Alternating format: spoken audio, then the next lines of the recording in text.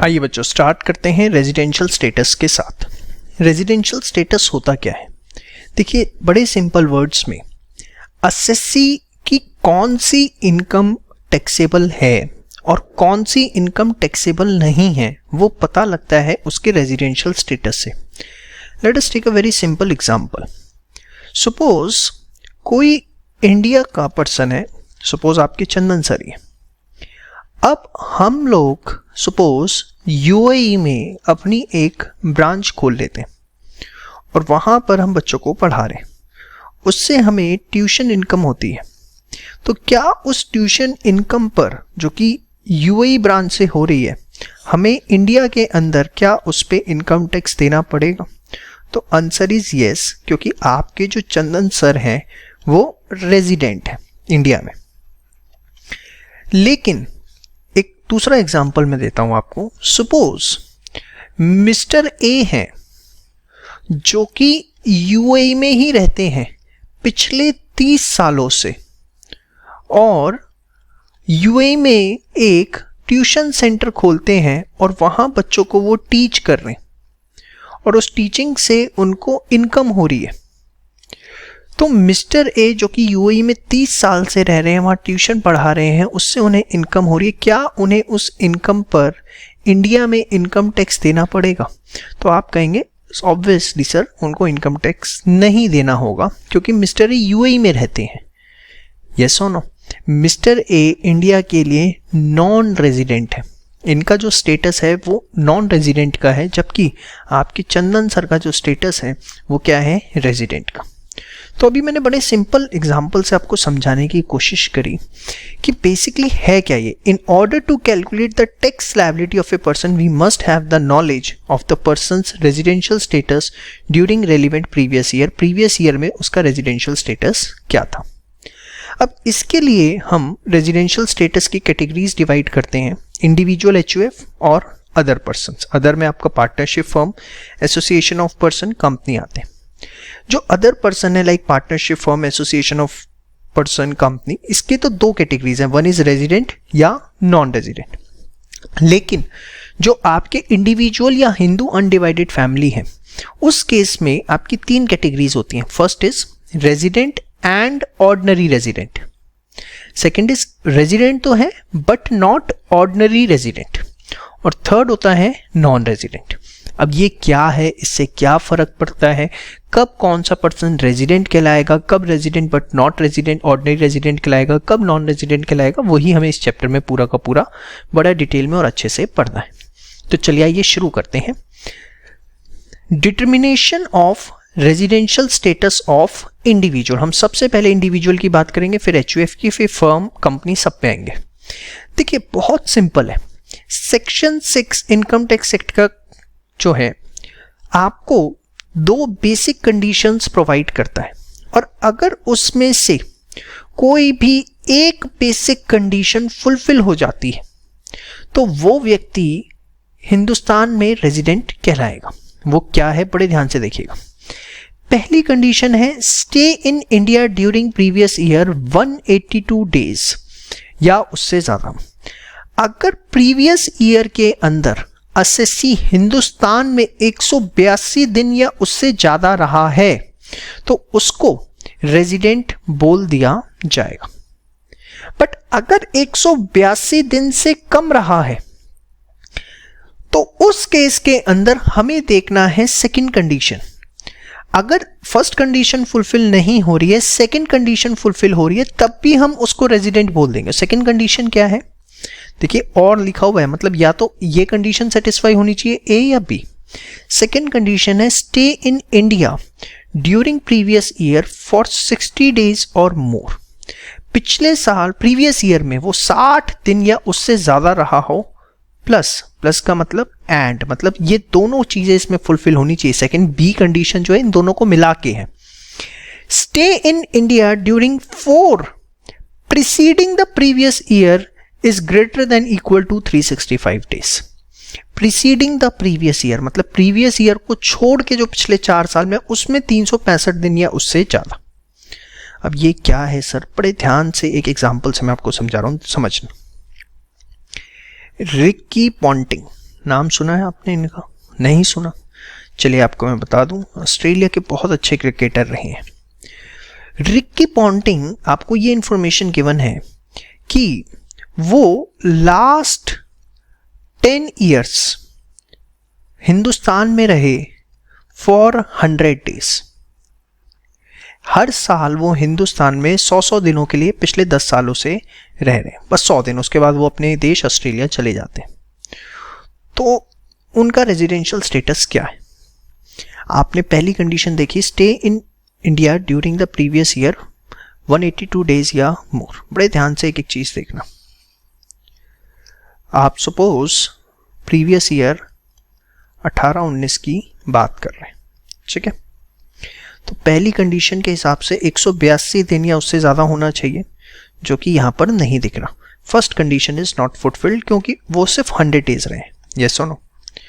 फिर उससे previous year जो है आपका आता है 2017-18। मैंने 18-19 एज्यूम किया है, ये प्रीवियस ईयर। यहाँ पे भी वो 100 दिन रहे, क्योंकि बोला ना लास्ट 10 ईयर्स वो 100 दिन रहे। फिर 2016-17 इस प्रीवियस ईयर में भी वो 100 दिन रहे। ये क्वेश्चन की इंफॉर्मेशन है, मैं कुछ नहीं कर रहा भैया। 2015-16 प्रीवियस ईयर, इसमें भी 100 दिन रहे। फिर यहाँ पर 2014-15 प्रीवियस ईयर, इसमें भी 100 दिन रहे, एंड सो ऑन, पिछले 10 सालों तक वो रहे। अब मेरी काम की इंफॉर्मेशन आ गई, मैं उसको बताता हूँ। फर्स्ट कंडीशन फुलफिल नहीं हो रही इसमें। Stay in India during previous year 60 days और मोर, ये वाली कंडीशन फुलफिल हो रही है। क्या आपको 18-19 का रेजिडेंशियल स्टेटस जो है उनका बताना है, ठीक है? तो क्या है कि प्रीवियस ईयर में 60 दिन, प्रीवियस ईयर ही 18-19 को ही हम बोलते हैं टैक्स में, भाई इतना तो आपको याद है, पता है। तो 18-19 में वो 100 दिन रहे, which is obviously more than 60 days. Yes और नो? तो ये कंडीशन फुलफिल हो गई। फिर बोला stay in India during 4 years preceding the previous year. Preceding the previous year, बड़े ध्यान से इस चीज को देखो, उसने वर्ड जो यूज किया है, यहां से प्रीवियस ईयर लिखा था, यहां लिखा प्रीसीडिंग द प्रीवियस ईयर, मतलब प्रीवियस ईयर से पहले के जो 4 साल है। आप मेरी बात समझ पा रहे हैं? पक्का? श्योर? Very good. तो इससे छोड़ के पहले के 4 साल, तो ये 1 हुआ, ये 2 हुआ, ये 3 और ये आपका 4। ये जो आप देख रहे हैं area, this represents 4 years preceding the previous year. 4 years preceding the previous year, previous year को छोड़ के। अब इसमें वो कितने दिन रहे आप देखो, 100 + 100 100 100 400 डेज। यस और नो? 400 दिन के लिए रहे। यहां क्या लिखा है? Stay in India during 4 years preceding the previous year, 365 दिन या उससे ज्यादा। तो ये तो 400 दिन रहे, which is greater than 365 days. Yes और नो? तो ये कंडीशन भी फुलफिल हो रही है, एज वेल एज ये कंडीशन भी फुलफिल हो रही है। तो यहां पर हम बोलेंगे कि रिकी पॉन्टिंग जी बधाई हो, आप जो है कौन है यहाँ पे? रेजिडेंट है। क्यों? क्योंकि आप बेसिक कंडीशन जो है उसको फुलफिल कर रहे हैं। समझ में आ गई बात? श्योर। तो या तो फर्स्ट कंडीशन फुलफिल हो जाए, और फर्स्ट नहीं हो रही तो सेकंड में 2 बातें हैं, दोनों फुलफिल होनी चाहिए। अब फटाफट यहां तक एक बार रिवाइज करिए। चलिए आगे बात करते हैं बच्चों। अभी आपने बेसिक कंडीशन जो है मेरे साथ डिस्कस करी फॉर रेजिडेंट। तो या तो कंडीशन नंबर ए या कंडीशन नंबर बी, कोई भी एक कंडीशन सेटिस्फाई हुई तो हमने उसको बोल दिया कि वो असेसी जो है रेजिडेंट है। इसके दूसरे मायने क्या निकलते हैं? अगर कोई पर्सन ना कंडीशन ए फुलफिल कर पाता है और ना ही कंडीशन बी फुलफिल कर पाता है, तो हम उसको क्या बोलेंगे? हम उसको बोलेंगे कि भैया आप रेजिडेंट नहीं हैं, दूसरे शब्दों के अंदर आप नॉन रेजिडेंट हैं। देखिए बात आपके नोट्स में लिखी हुई है, बड़े ध्यान से देखिएगा। Second point, when individual does not satisfy any of the basic conditions specified under this, he becomes non-resident। आगे क्या लिखा हुआ है अभी उस पर ध्यान नहीं देना, यहां तक आपको समझ में आता है? श्योर। चलिए अब बड़े ध्यान से देखिएगा। देखिए कायदे से इनकम टैक्स के अंदर जो ये वर्ड है अपने आप में बड़े क्लियर है, लेकिन अंडर सेक्शन 6 सबसेक्शन 6 कुछ एडिशनल कंडीशंस गिवन है। अगर कोई इंडिविजुअल इन एडिशनल कंडीशंस को फुलफिल करता है तो उसको नॉट ऑर्डिनरीली रेजिडेंट कह दिया जाता है। मतलब सर बड़े ध्यान से देखिए, रेजिडेंट है या नॉन रेजिडेंट है वो तो डिपेंड करता है बेसिक कंडीशन पे, लेकिन हो सकता है कि जो रेजिडेंट है वो नॉट ऑर्डिनरी रेजिडेंट हो। और उसके लिए उन्होंने क्या बोला कि अगर either of the following additional condition satisfy होती है तो ऐसे रेजिडेंट को हम बोलेंगे कि वो नॉट ऑर्डिनरली रेजिडेंट है। इसको सिंपल करने के लिए हमने इस तरीके से बोला कि रेजिडेंट दो तरीके के होते हैं, नॉट ऑर्डिनरी रेजिडेंट और ऑर्डिनरी रेजिडेंट। बड़े ध्यान से देखिएगा, हमने इसे सिंपल करने के लिए दो कैटेगरी में बांट दी कि रेजिडेंट दो तरह के हो सकते हैं, ऑर्डिनरी और नॉन ऑर्डिनरी। ऑर्डिनरी दो ये वर्ड इनकम टैक्स एक्ट कहीं पर भी यूज नहीं करता है, इनकम टैक्स एक्ट में ऑर्डिनरी रेजिडेंट वर्ड नहीं है। इनकम टैक्स के अंदर से word not ordinary resident he use किया गया है, लेकिन फॉर द सिंप्लिसिटी आप देखेंगे सब जगह ऑर्डिनरी रेजिडेंट यूज किया जाता है। तो resident either he will be not ordinary और ऑर्डिनरी। तो कैसे पता लगेगा? रेजिडेंट है वो तो पता लग गया, अब रेजिडेंट वो नॉट ऑर्डिनरी है या ऑर्डिनरी है।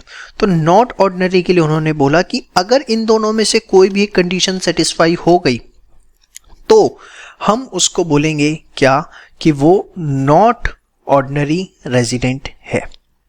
समझ में आई बात? और अगर दोनों ही कंडीशन सेटिस्फाई नहीं हुई इसका मतलब कि वो ऑर्डिनरी रेजिडेंट है।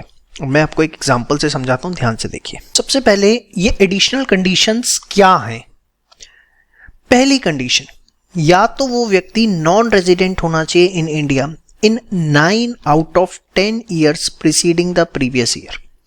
मतलब प्रीवियस ईयर को छोड़ के, प्रीसीडिंग द प्रीवियस ईयर, उससे पिछले जो 10 प्रीवियस ईयर्स हैं उसके अंदर, इसको ठीक कर लीजिएगा please, non resident in India in 9 out of 10 previous years preceding the previous year. मतलब आपका जो प्रीवियस ईयर चल रहा है उस प्रीवियस ईयर को छोड़ के जो पिछले 10 प्रीवियस ईयर्स हैं उसमें वो 9 टाइम्स जो है नॉन रेजिडेंट होना चाहिए। और वो नॉन रेजिडेंट कब होगा? अभी हमने देखा जब वो बेसिक कंडीशन ही सेटिस्फाई नहीं करेगा तो हम उसको बोलेंगे कि वो नॉन रेजिडेंट है। और अगर वो ये कंडीशन सेटिस्फाई नहीं कर पा रहा है तो सेकंड कंडीशन है, stay in India during 7 years preceding the previous year should be less than और इक्वल टू 729 डेज। 729 दिन या उससे कम का स्टे होना चाहिए।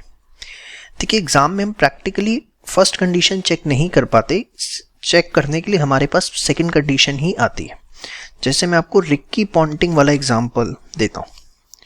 रिक्की पॉन्टिंग हमारे प्रीवियस ईयर 2018-19 तक एवरी ईयर इंडिया में एवरी प्रीवियस ईयर 100 डेज रहे। मैंने आपको एग्जांपल दिया था जिसमें आपने देखा था कि वो हिंदुस्तान के रेजिडेंट डिक्लेयर हो गए क्योंकि उन्होंने कंडीशन बी सेटिस्फाई कर दी थी। अब ध्यान से देखिए, हम कौन से प्रीवियस ईयर में हैं की बात कर रहे हैं? 18-19 की, यस और नो, इसकी बात कर रहे हैं। Stay in India during 7 years preceding the previous year, मतलब इससे इस प्रीवियस ईयर को छोड़ के पिछले 7, मतलब 17-18, 16-17, 15-16, 14-15, 13-12, 13-14 सॉरी, 12-13, 2, 3, 4, 5, 6 और इससे पहले 11-12। ठीक है, अब देखिए बड़े ध्यान से रिलैक्स हो जाइए। वो हर साल 100 दिन रहे, यस और नो। अब अगर आप ध्यान से देखें उनका जो टोटल स्टे है इन दिनों में stay in India during 7 years preceding the previous year, इस प्रीवियस ईयर को छोड़ के, क्योंकि हम 18-19 प्रीवियस ईयर की बात कर रहे हैं। कितने दिनों का है? 700 दिनों का है, यस और नो। और 700 दिन जो होते हैं आपको भी पता है कि it is less than 729 days, yes और नो। तो यहां पर he is satisfying one of the additional condition, the condition number B, that is his stay in India during 7 years preceding the previous year is less than or equal to 729 days. So in this case, Ricky Ponting is satisfying both the condition, one of the basic condition and one of the additional condition.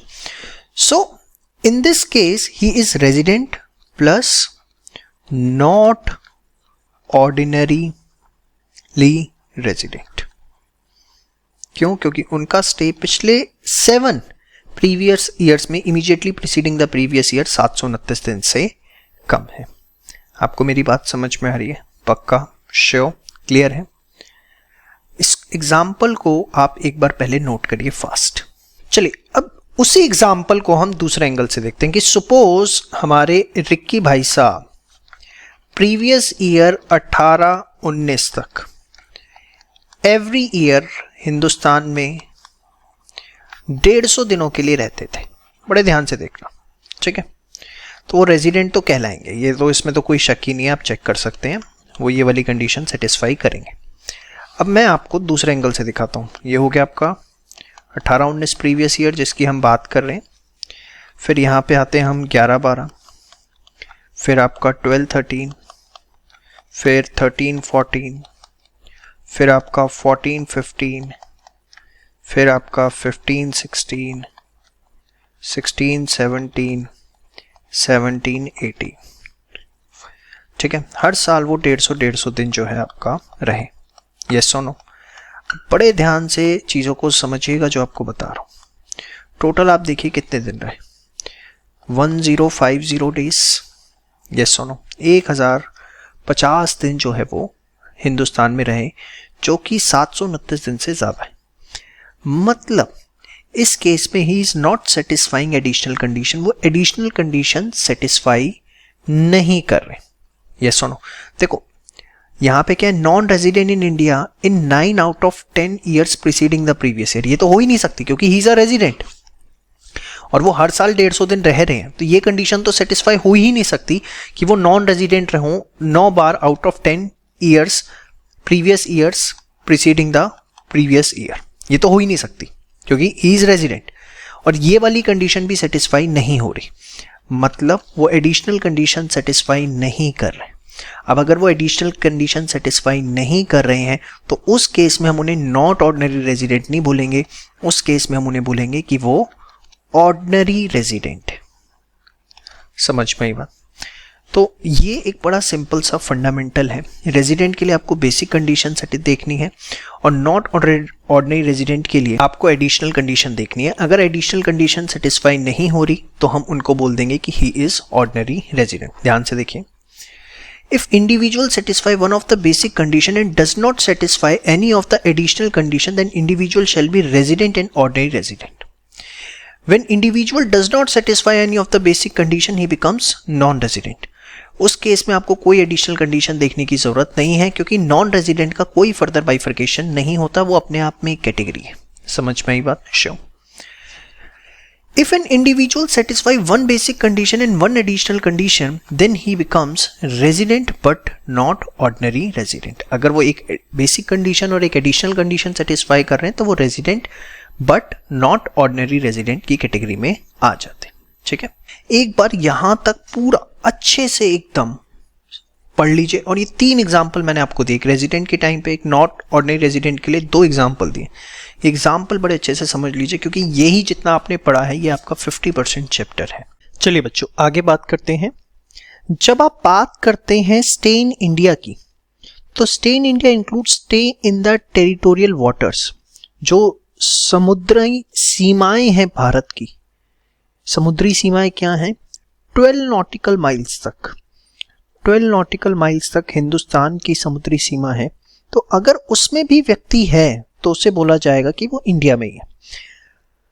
Include stay in the territorial waters of India, that is 12 nautical miles into the sea from the Indian coastline. अच्छा, इसके बाद बड़े ध्यान से सुनिएगा, ऐसा बिल्कुल भी जरूरी नहीं है कि स्टे कंटिन्यूस हो, कि ये 182 डेज या 60 डेज कंटिन्यूस हो सकता है। कोई व्यक्ति अप्रैल में आया 5 दिन के लिए, फिर मई में आया 10 दिन के लिए, तो स्टे कंटिन्यूस हो ये जरूरी नहीं है। हमें देखना है during the previous year aggregate basis पे, टोटल बेसिस पे वो कितने डेज रहा। And at usual place of residence, मतलब हो सकता है रिक्की पॉन्टिंग जी अप्रैल में आए 5 दिनों के लिए, वो कोलकाता में रहे, फिर मई में आए 10 दिन के लिए, वो दिल्ली में रहे। तो इंडिया में वो कहीं पर भी रह सकते हैं, जरूरी नहीं है कि जो उनका प्लेस ऑफ रेजिडेंस है वहीं रहे, इससे कोई फर्क नहीं पड़ता। द ओनली कंडीशन इज 182 दिन या 60 दिन जो भी हैं वो डेज होने चाहिए, वो कंटिन्यूस हो ये बिल्कुल जरूरी नहीं है, और रेजिडेंस पे ही हो ये भी बिल्कुल जरूरी नहीं है, हिंदुस्तान में किसी भी प्लेस पे हो सकते हैं। The day of arrival as well as departure are included while computing the number of days of stay in India. जिस दिन आप हिंदुस्तान में आए हैं और जिस दिन हिंदुस्तान छोड़ के जा रहे हैं वो दोनों दिन इंक्लूड किए जाते हैं। और कैसे?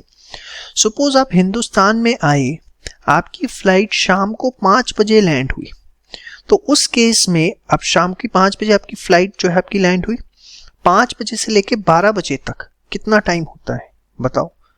7 आवर्स होते हैं। तो माना जाएगा उस दिन आप 7 घंटे हिंदुस्तान में रहे।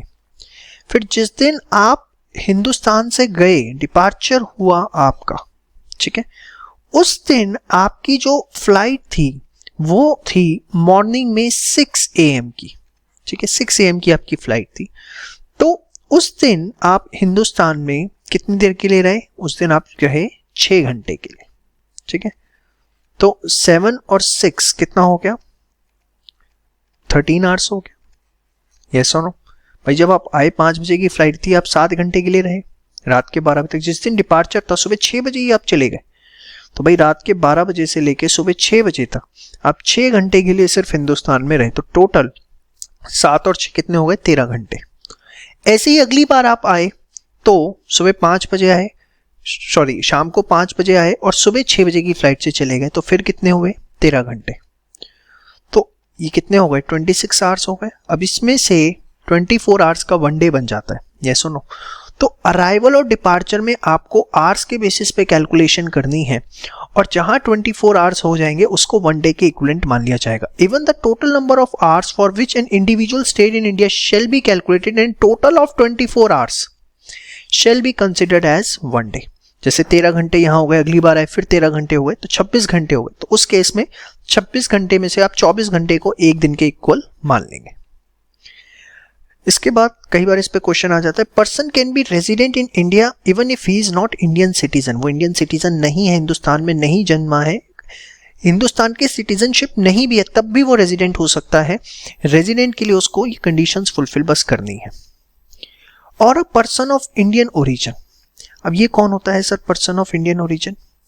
देखिए, a person is deemed to be Indian origin, उसे इंडियन ओरिजिन का मान लिया जाता है if he or either of his parents or any of his grandparents, या तो वो खुद या उसके माता पिताजी या उसके grand parents were born in undivided India. अगर वो अनडिवाइडेड इंडिया में बॉर्न हुए थे, that is before it's partition. Undivided India की जब हम बात करते हैं तो उसमें इंडिया, पाकिस्तान, बांग्लादेश तीनों आते हैं। मतलब सपोज मिस्टर ए है, वो यूके में जन्म हुआ, उनके पिताजी हैं मिस्टर डबल ए, उनका जन्म हुआ यूएसए में। मिस्टर ए के पिताजी हैं मिस्टर ट्रिपल ए, उनका जन्म हुआ था पाकिस्तान में 1938 में, ठीक है। तो mister triple A undivided India के अंदर बॉर्न हुए थे। इस वजह से मिस्टर ए जो है वो पर्सन ऑफ इंडियन ओरिजिन बन जाते हैं, क्योंकि उनके ग्रैंड पेरेंट्स जो हैं वो अनडिवाइडेड इंडिया में बॉर्न हुए थे। कई बार आ जाता है आइडेंटिफाई करने के लिए पर्सन ऑफ इंडियन ओरिजिन है या नहीं। और हमें मेन चीज ध्यान रखनी है कि अगर व्यक्ति इंडियन सिटीजन या पर्सन ऑफ इंडियन ओरिजिन नहीं है, तब भी वो हिंदुस्तान का रेजिडेंट बन सकता है। समझ में आई बात? श्योर। तो ये आपने देखा कि कब कोई व्यक्ति रेजिडेंट बनता है, कब resident but not ordinary resident, और कब नॉन रेजिडेंट, और किस बातों का हमें ध्यान रखना है इन केस ऑफ इंडिविजुअल। ठीक है, इसको फटाफट एक बार सारा का सारा रीड कर लीजिए। चलिए अब बात करते हैं एक्सेप्शंस की। एक्सेप्शन क्या है? देखिए, in certain cases the condition number B will not be applicable. मतलब सिर्फ आपको कंडीशन ए ही देखनी है और अगर वो सेटिस्फाई हो रही है तो ही रेजिडेंट माना जाएगा। अगर कंडीशन ए सेटिस्फाई नहीं हो रही तो आपको कंडीशन बी नहीं देखनी। Basic condition B is not applicable in case of individual. अब वो कौन से हैं? If he leaves India for employment outside India, अगर किसी प्रीवियस ईयर में कोई इंडियन पर्सन इंडिया छोड़ के जा रहा है एम्प्लॉयमेंट के मकसद से, नौकरी के मकसद से, तो फिर कंडीशन ए ही देखी जाएगी। मतलब उसको तभी रेजिडेंट बोला जाएगा जब वो 182 दिन या उससे ज्यादा हिंदुस्तान में रहता है। If he leaves India as a member of crew of an Indian ship, जो क्रूज पे जाते हैं, बेसिकली लंबा वक्त होता है, 90 दिनों के टूर होते हैं इनके, कई बार 6 महीने के भी होते हैं। तो एज ए मेंबर अगर आप उसके गए हो तो भी कंडीशन भी एप्लीकेबल नहीं है, फिर 182 डेज वाली कंडीशन ही देखी जाएगी।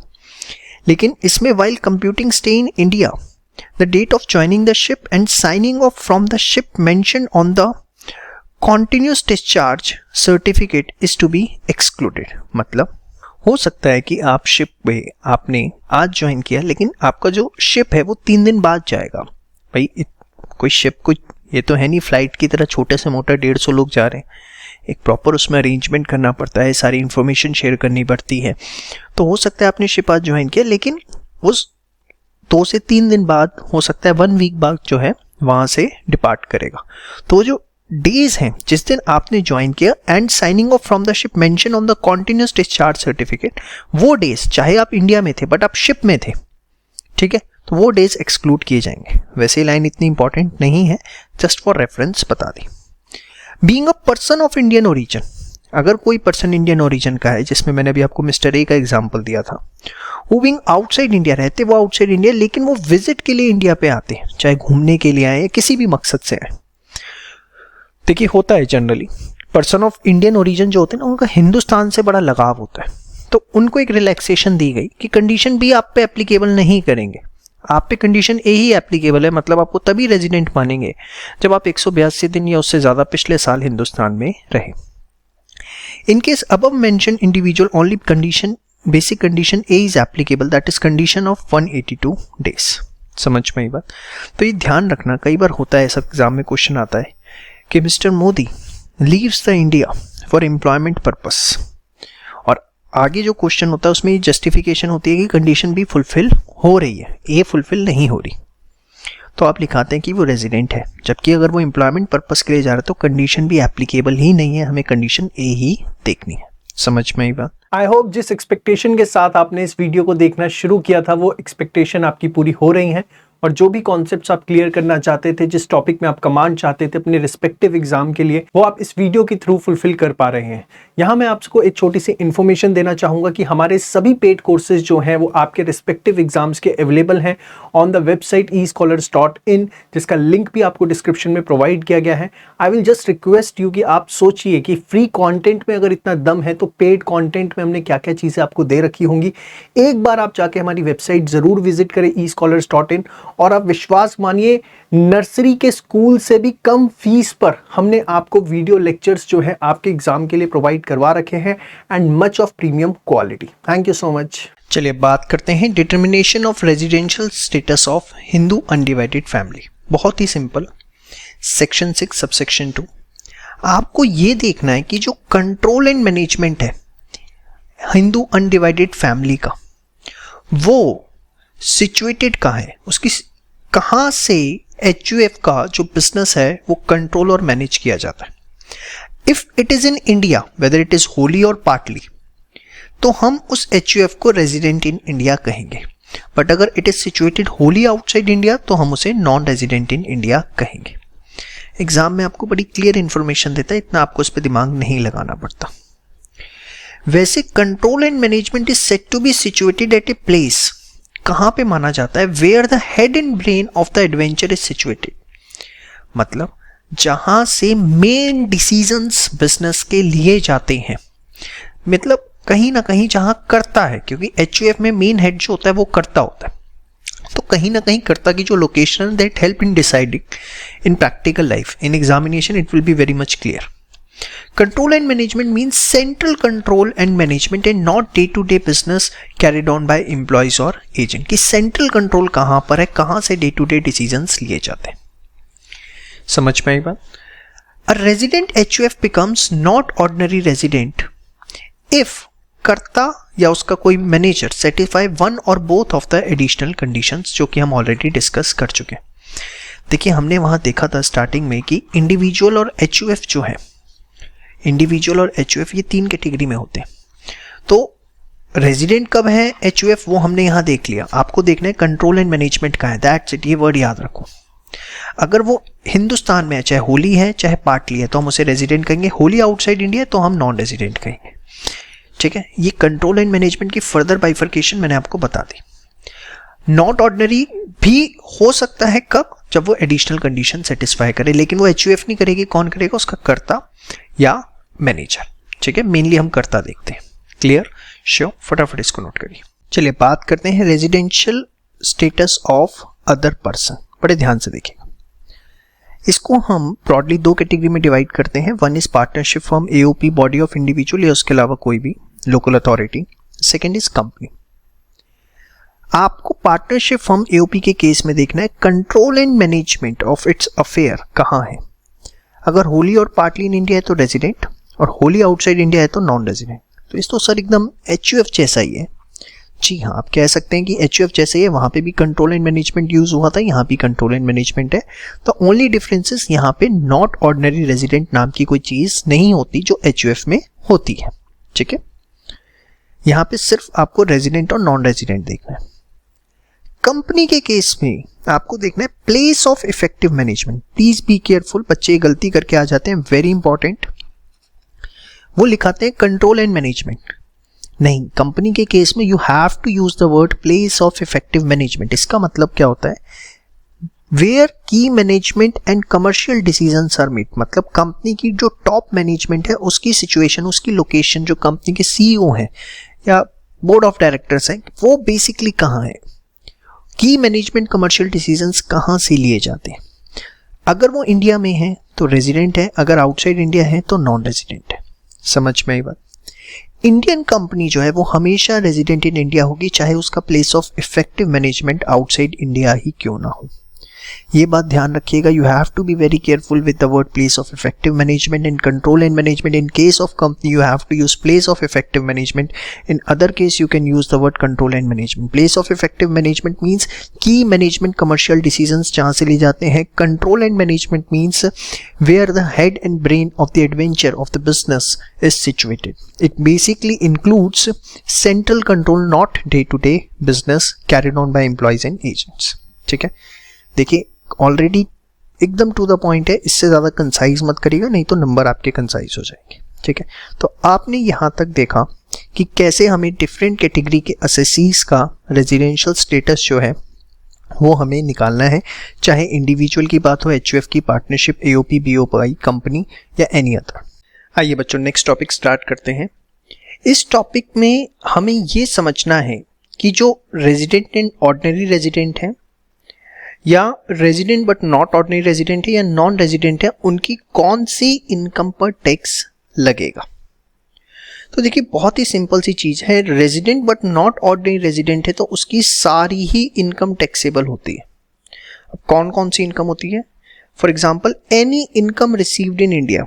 कोई भी इनकम अगर इंडिया में रिसीव हो रही है तो उस पर resident but ordinary resident, resident but not ordinary resident and non resident, तीनों को ही उस पर टैक्स देना है अगर कोई भी income they are receiving in India. समझ में आई बात.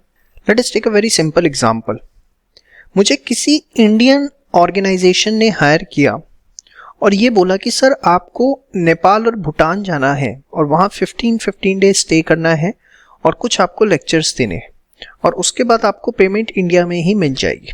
तो यहाँ पर इनकम मुझे रिसीव हो रही है इंडिया के अंदर, दो मैं अपनी सर्विसेज जो है इंडिया से बाहर प्रोवाइड कर रहा हूँ.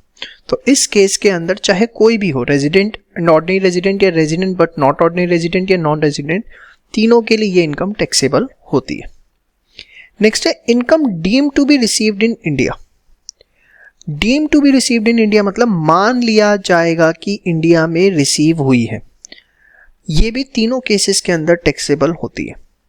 अब कब कौन सी इनकम है जिसको माना जाता है deem to be received in India? तो सेक्शन 7 में कुछ केसेस स्पेसिफाई हैं, बड़े ध्यान से देखिए। सबसे पहले annual accretion in recognised provident fund, employers contribution in excess of 12% of salary. आप याद करो सैलरी हेड के अंदर रिकॉग्नाइज्ड प्रोविडेंट फंड में जब हम आरपीएफ के ट्रीटमेंट देखते थे और उसमें हमने देखा था कि अगर एम्प्लॉयर का कंट्रीब्यूशन 12% ऑफ सैलरी से ज़्यादा है तो उसे एम्प्लॉय की सैलरी मान लिया जाएगा। याद आ रहा है आपको? यस और नो? क्यों मान लिया जाएगा उसे उसकी सैलरी का पार्ट? क्योंकि उसे सेक्शन 7 कहता है it is income deemed to be received in India and it is taxable in all the cases, चाहे कोई भी रेजिडेंशियल स्टेटस हो। सेम वे उसी में आपने पढ़ा था कि इंटरेस्ट अगर आरपीएफ में क्रेडिट किया जाता है इन एक्सेस ऑफ 9.5% पर एनम से ज़्यादा तो उसे भी एम्प्लॉय की सैलरी मान लिया जाएगा। याद आ रहा है आपको? क्यों मान लिया जाएगा? Because it is income deemed to be received in India. Similarly, transferred balance from URPF to RPF to the extent of employer's contribution and interest thereon. अगर URPF से RPF में बैलेंस ट्रांसफर किया गया तो जितना भी एम्प्लॉयर का contribution है और उस पर इंटरेस्ट है that will also be considered as income deemed to be received in India and hence it is taxable under the head salaries. कुछ भी नया नहीं है, सारी चीज़ें आप ऑलरेडी सारे हेड्स में पढ़ चुके हैं। सेंट्रल गवर्नमेंट कंट्रीब्यूशन और any other employers contribution to a pension scheme, section 80 CCD। 80 CCD जब आप पढ़ेंगे तो वहाँ एक पेंशन स्कीम नोटिफाइड है। उस पेंशन स्कीम में कोई भी सेंट्रल गवर्नमेंट या एम्प्लॉयर कंट्रीब्यूशन करता है तो that will be considered as income deemed to be received in India. इसके बाद सबसे इंपॉर्टेंट चीज, all income from undisclosed sources. जितने भी अनडिस्क्लोज सोर्सेज हैं like cash, credit, unexplained investments, ये क्या होता है? जब रेड पड़ती है तो उस केस के अंदर घर पे जो भी कैश मिलता है जिसकी आप एक्सप्लेनेशन नहीं दे पाए या कुछ इन्वेस्टमेंट्स के कागज मिलते हैं जिसकी आप एक्सप्लेनेशन नहीं दे पा रहे हो तो उसे बोला जाता है all income from undisclosed sources और इसको आपकी इनकम मान लिया जाता है और ये अदर सोर्सेज हेड में आपकी टैक्सेबल होती है। फिर TDS in the hands of पे। आप याद करो, आपको एक चीज़ हमने देखी थी अदर सोर्सेज में कि सपोज आपको 1 लाख रुपए की लॉटरी इनकम हुई जो आपको 70,000 नेट मिले आफ्टर टीडीएस। ठीक है, तो आप क्या करते हैं 70,000 अगर आपको नेट मिले डिवाइडेड बाय 70 इंटू 100 करके 1 लाख पूरा जो है ग्रॉस अमाउंट अपनी इनकम दिखाते हैं, ना कि नेट अमाउंट। 30,000 रुपये आपका टीडीएस कट गया, उसके बावजूद आपको 70 मिले लेकिन आप अपनी इनकम पूरी 1 लाख रुपए दिखाते हैं। क्यों दिखाते हैं? क्योंकि जो टीडीएस आपका कटा है इन द हैंड्स ऑफ पे वो जो है income deemed to be received in India माना जाता है। एज वेल एज पूरे इनकम टैक्स एक्ट में जहाँ जहाँ आपने डीम्ड प्रॉफिट पड़े हैं, स्पेशली सेक्शन 41 अगर आपको याद हो पीजीबीपी का, जहाँ बैड डेट्स रिकवर्ड की हमने बात की थी, तो जो भी डीम्ड प्रॉफिट है वो सारे के सारे income deemed to be received in India मानी जाती है। Hence it is taxable in the hands of resident and ordinary resident, resident but not ordinary resident and non-resident। समझ में आई बात? श्योर। तो ये आपको पता होनी चाहिए income deemed to be received in India कौन कौन सी है। सारी इनकम्स आपने कहीं ना कहीं देखी हुई है, इसलिए आपको चैप्टर बड़ा आसान सा लगता है, लेकिन आपको पता होना चाहिए कौन सी income deemed to be received in India की कैटेगरी में आती है। समझ में आई बात? Same way income accruing or arising in India, आपकी कोई भी इनकम इंडिया की वजह से अराइज हुई तो that will be taxable in India. Income deem to accrue और arise in India whether received in India or outside India, कहाँ रिसीव हुई है इससे मतलब नहीं है, अगर डीम टू बी एक्रू और अराइज इन इंडिया है तो भी वो तीनों के केस में टैक्सेबल होगी। अब डीम टू बी एक्रू और अराइज इन इंडिया उसे कम मान लिया जाएगा, बड़े ध्यान से देखिएगा, बहुत ही simple. Income accruing or arising directly और indirectly through any business connection in India, किसी भी बिजनेस कनेक्शन की वजह से अगर इंडिया से कोई इनकम अराइज हो रही है या किसी प्रॉपर्टी की वजह से any source of income in India या transfer of capital situated in India की वजह से, तो उसे डीम टू एक्रू और अराइज इन इंडिया मान लिया जाएगा। एक छोटा सा एग्जांपल देता हूँ। हमारे रिक्की पॉन्टिंग जी ऑस्ट्रेलिया के अंदर रहते हैं, ठीक है। अब इंडिया के अंदर उन्होंने 4 फ्लैट ले रखे हैं और उस पे उन्हें रेंटल इनकम मिलती है। ये रेंटल इनकम विक्की पॉन्टिंग जो कि ऑस्ट्रेलिया के हैं, इंडिया में नॉन रेजिडेंट है। क्या स्टेटस है उनका? नॉन रेजिडेंट का एज्यूम। तो ये जो 4 फ्लैट हैं इस पे उन्हें रेंटल इनकम मिल रही है, इंडिया के अंदर है। ये प्रॉपर्टी इन इंडिया की वजह से है, तो उनके लिए टैक्सेबल मानी जाएगी because it is covered by income deem to accrue और अराइज इन इंडिया। समझ में आई बात? सपोज कल दिन वो 4 फ्लैट बेच देते हैं, उस पर उन्हें कैपिटल गेन होता है, तो transfer of capital asset situated in India, तो उस पर भी जो इनकम होगी वो क्या मानी जाएगी? डीम टू एक्रू और अराइज इन इंडिया। इसके बाद है any business connection in India. Business connection जो है एक लेटेस्ट अमेंडमेंट है जिसको डिफाइन किया गया है, इसके बारे में भी हम डिस्कशन करेंगे पूरा का पूरा। ठीक है, आगे बात करते हैं। पहले income under head salaries if it is earned in India. Suppose कोई व्यक्ति कनाडा में है, यूएसए में है, वहां का रेजिडेंट है, इंडिया में नॉन रेजिडेंट है, बट वो इंडिया में सर्विस देता है अपनी 2 महीने 4 महीने के लिए और उसके लिए उसे सैलरी मिलती है, तो माना जाएगा कि उसने सर्विस दी है, रेंडर करी है इंडिया के अंदर और उसे इंडिया में भी टैक्स देना पड़ेगा। तो सर उसे 2 जगह टैक्स देना पड़ेगा, अमेरिका में भी टैक्स देना पड़ेगा और इंडिया में भी? जी हाँ। देखो, अगर वो हिंदुस्तान में आया 3 महीने उसने यहाँ पर सर्विस दी अपनी कंपनी को, ठीक है, और उसकी वजह से उसे सैलरी मिली, तो ऑब्वियसली उसके लिए वो income under head salary India में माना जाएगा, उसे इंडिया में टैक्स जो है देना पड़ेगा। Income under head salary payable by a government to a citizen of India for services rendered outside India. देखिए, गवर्नमेंट ऑफ इंडिया के भी बहुत सारे ऑफिशियल्स इंडिया से बाहर अपॉइंटेड हैं जिसको गवर्नमेंट ऑफ इंडिया जो है सैलरी देती है। तो ऐसा कोई भी व्यक्ति जिसको सैलरी गवर्नमेंट ऑफ इंडिया दे रही है for services rendered outside India, that will be taxable income under the head salary. समझ में आई बात? Dividend paid by an Indian company outside India. अगर कोई इंडियन कंपनी अपने फॉरेन शेयर होल्डर्स को डिविडेंड दे रही है तो that will be considered as deem to accrue और अराइज इन इंडिया। समझ में आई बात? इसके बाद interest royalty fees for technical services payable by the government. बड़े ध्यान से देखिए, कोई भी इंटरेस्ट या कोई भी रॉयल्टी पेमेंट या fees for technical services government पे करती है, किसी को भी पे करे, चाहे इंडियन रेजिडेंट को या इंडिया से बाहर किसी को पे करे, that will be considered as income deem to be accrue और अराइज इन इंडिया। कोई रेजिडेंट पे करता है एक्सेप्ट वेयर अमाउंट और राइट और services are used outside India. मतलब बड़े ध्यान से समझना, सपोज टाटा मोटर्स ने अपना एक प्लांट लगाया यूएसए के अंदर, प्रोडक्शन प्लांट लगाया। बड़े ध्यान से समझिएगा ये बात, टाटा मोटर्स जो कि एक इंडियन कंपनी है, रेजिडेंट है, उसने एक प्रोडक्शन प्लांट लगाया यूएसए में और उसने अपने यूएसए के प्रोडक्शन प्लांट में जो प्रोडक्शन होनी है उससे रिलेटेड कुछ फीस पे करी फॉर टेक्निकल सर्विसेज।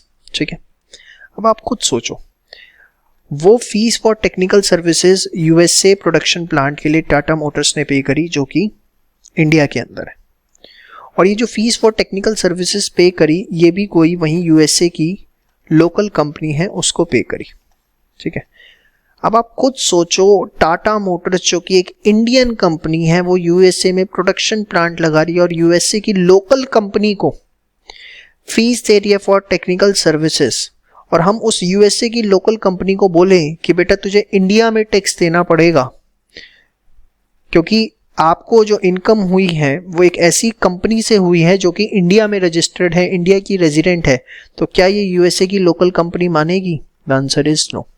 तो इसीलिए उन्होंने बोला अगर resident person interest royalty fees for technical service दे रहा है तो वो इनकम डीम टू एक्रू और अराइज इन इंडिया तो है, except where amount services are used outside India. जैसे टाटा मोटर्स ने वो फीस फॉर टेक्निकल सर्विसेज जो पे करी that is paid for the services outside India, इसलिए उसको income deem to be accrue और अराइज इन इंडिया नहीं माना जाएगा।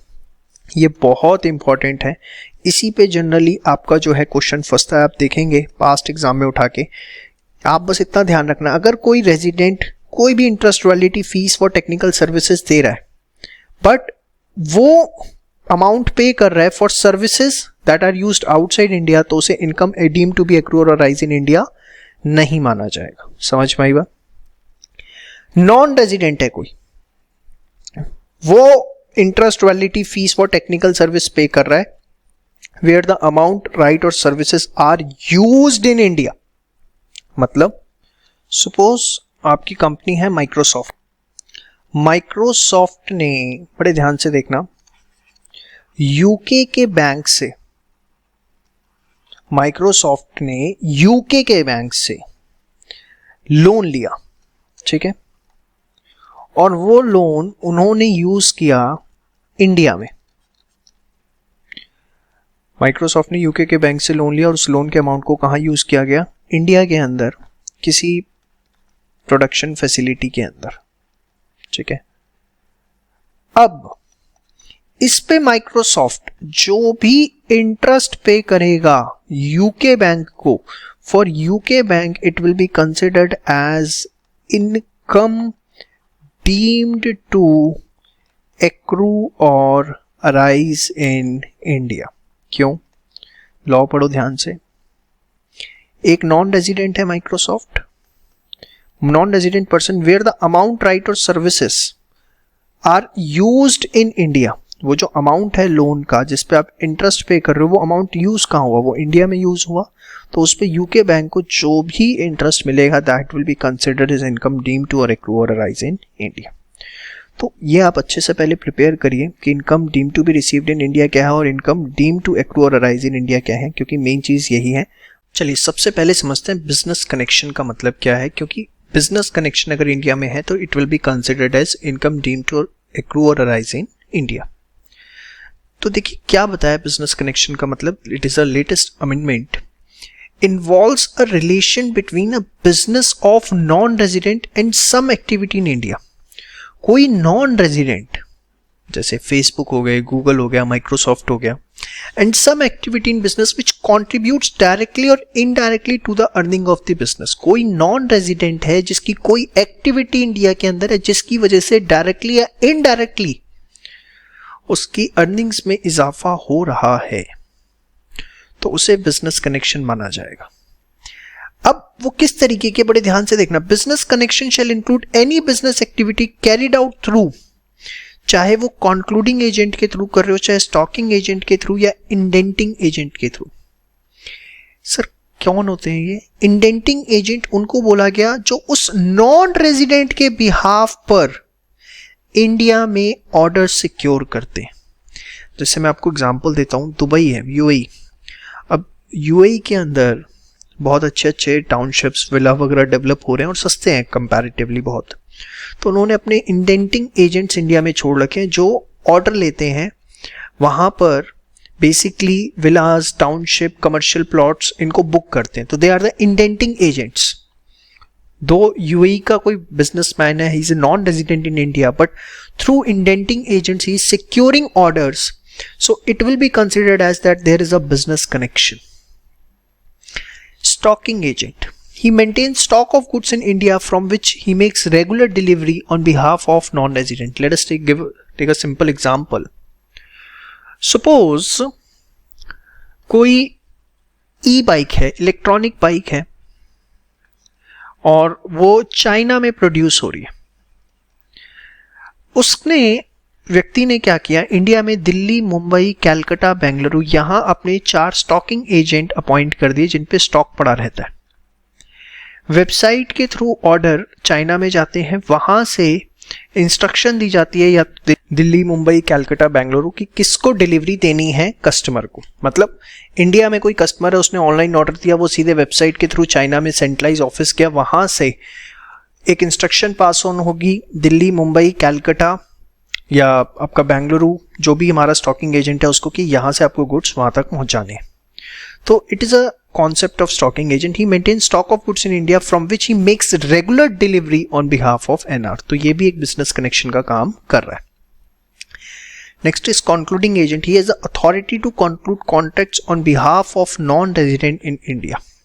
मतलब सपोज कोई वेबसाइट है जो कि वर्ल्ड वाइड जितने भी टीचर्स हैं उनको ऑनलाइन लाना चाहती है कि वो आए वेबसाइट पे अपनी लिस्टिंग करें, पढ़ाएं बच्चों को, और उससे जो भी रेवेन्यू होगा उसका एक पार्ट टीचर को जाएगा और एक पार्ट वेबसाइट शेयर करेगी। तो उस वेबसाइट में इंडिया में अपना एक एजेंट अपॉइंट किया to have contracts with the teachers so that ये टीचर जो है उनकी वेबसाइट पे पढ़ाना शुरू करें। तो the person who has been appointed in India to conclude the contracts with the teacher will be considered as the concluding agent. He has the authority to conclude contracts on behalf of non-resident in India. So it will also be considered as business connection. ये बहुत important है, latest amendment है, पहले ही business connection word नहीं था। हाँ, इसमें एक चीज समझिए, but business activity carried on through broker, general commission agent or any other agent who is having the independent status activity in ordinary course of business is not considered as business connection। मतलब बड़े ध्यान से समझिएगा। Suppose E bike है China की, India के अंदर कोई सप्लायर है, ठीक है, वो ई बाइक खरीदता है चाइना से और आगे कस्टमर्स को बेचता है। या मैं दूसरे सेंस में बोलूं कि जो इंडिया का सप्लायर है इसने डिफरेंट कंपनीज जो हो गई, हीरो हो गई, होंडा हो गई, पल्स आपकी बजाज हो गई, ऐसी चाइना की ई बाइक कंपनी हो गई, सबसे कॉन्ट्रैक्ट कर रखे हैं, सबसे बाइक्स लेता है, आगे कस्टमर्स को बेचता है। तो ये एक इंडिपेंडेंट अपना एसएससी की कैटेगरी के अंदर है, इसको स्टॉकिंग एजेंट की कैटेगरी में आप नहीं रख सकते। मतलब कोई भी ऐसा व्यक्ति जो एक अपना इंडिपेंडेंट स्टेटस रखता है acting in ordinary course of business, उसे बिजनेस कनेक्शन की कैटेगरी में नहीं रखा जाएगा। इन सिंपल वर्ड्स वो अदरवाइज, अगर ये देखो, इसको पहचानने का बड़ा सिंपल सा तरीका है कि अगर ये विदेशी कंपनी ना भी होती तो भी वो बिजनेस कर रहा होता, भाई विदेशी कंपनी से ना कर रहा होता, किसी और से कर रहा होता, वो इंडिपेंडेंट स्टेटस के अंदर है तो उसे बिजनेस कनेक्शन नहीं माना जाएगा। समझ में आई बात? सपोज एक सिंपल सा एग्जांपल और देता हूं, माइक्रोसॉफ्ट है, उन्होंने टीसीएस को हायर किया और टीसीएस को बोला कि आपने हमें कुछ सर्विसेज इंडिया के अंदर प्रोवाइड कर दी। नाउ टीसीएस जो है वो एक अपने आप में इंडिपेंडेंट स्टेटस रखती है, तो उसे आप कंक्लूडिंग एजेंट नहीं मान सकते माइक्रोसॉफ्ट का। समझ में आई बात? श्योर। इसके बाद बिजनेस कनेक्शन में सिग्निफिकेंट इकोनॉमिक प्रेजेंस भी आएगी, लेकिन इस पे क्वेश्चन आने के चांसेस थोड़े कम है क्योंकि अभी ये इसके रेवेन्यू एंड यूजर्स जो हैं वो स्पेसिफाई नहीं हुए। मैं आपको समझा देता हूं क्या है। Business connection shall include significant economic presence in respect of any good service or property of a non resident including provision of download of data or software in India. Non resident के कोई भी good service, property, downloading of data, software, ये सब significant economic presence का part है। shall have SEP in India if aggregate payment from such transaction during the previous year exceeds such amount as may be prescribed। मतलब जो prescribed amount है, अब ये amount prescribed नहीं हुआ है, अगर उससे ज्यादा की transactions होती हैं by the non-resident in respect of goods, services, property, download of data या software में, तो उस केस के अंदर उसे business connection मान लिया जाएगा। Systematic and continuous soliciting of business activities or engaging in interaction with the users in India through digital means. Non-resident shall have SEP. Users are of such number as may be prescribed. देखिए ये क्या technological environment है, आपको पता है आज जरूरी नहीं है कि आप इंडिया से ही सर्विसेज ले रहे हो। जैसे मैं आपको बड़ा सिंपल सा एग्जांपल देता हूं, आप जिसमें डाउट्स पूछते हैं हमसे, दैट इज द इंटरकॉम, उसके अंदर वो इंटरकॉम इंडिया की कंपनी नहीं है, विदेशी कंपनी है। अब हमने क्या किया, उनको पेमेंट करी, उन्होंने अपना सॉफ्टवेयर प्रोवाइड किया, हमारी वेबसाइट में इंटीग्रेट किया जिसके थ्रू आप डाउट पूछ पाते हैं, and for that they are charging monthly. तो सिस्टमैटिक एंड कॉन्टिन्यूस सॉलिसिटिंग होता है इंटरेक्ट करना, of business activity engaging in interaction with users in India. हम यूजर है इंडिया में, डिजिटल मीन्स के थ्रू उन्होंने इंटरेक्ट किया, and now they are earning. कौन? इंटरकॉम। अब देखो ऐसी बहुत सारी कंपनियां हैं विदेशी जो डिजिटल मीन्स के थ्रू इंडियन क्लाइंट से इंटरेक्ट कर रही हैं, उनसे पैसे ले रही हैं, कमा रही हैं, तो उन सबको स्कोप में डाल दिया गया है कि भैया आपकी जो भी इनकम है वो डीम टू बी एक्रू और अराइज इन इंडिया है, आपको इंडिया में टैक्स देना पड़ेगा। तो लेकिन उसके लिए कुछ यूजर स्पेसिफाई होंगे। अगर उस विदेशी कंपनी के इंडिया में उस स्पेसिफाइड यूजर से ज्यादा है तभी उसकी सिग्निफिकेंट इकोनॉमिक प्रेजेंस इंडिया में मानी जाएगी और बिजनेस कनेक्शन माना जाएगा।